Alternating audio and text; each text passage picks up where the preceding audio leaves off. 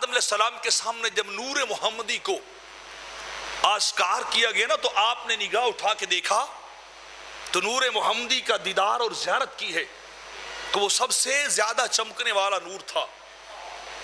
آپ نے پلٹ کر رب کائنات کی بارگاہ میں عرض کی باری تعالی باقی تو سارے میں نے دیکھ لیے لیکن یہ جو سب سے زیادہ چمکنے والی ہستی ہے یہ کون ہے؟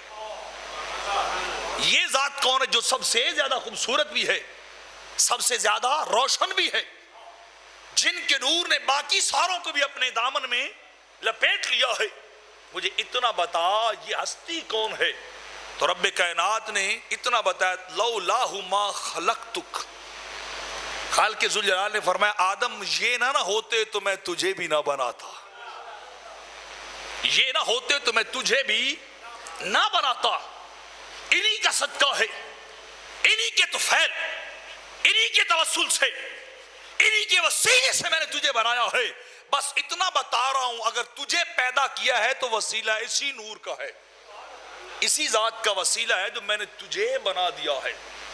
تو رب کائنات نے ہر جگہ پہ ہر مقام پہ خالق ذوالجلال نے مالک جل وعلا نے سرکار کی نور کو مقدم رکھا ہے اور کائنات کا قیام بھی اس انہی کے صدقے سے انہی کے نور کے وسیلے سے بنایا ہے.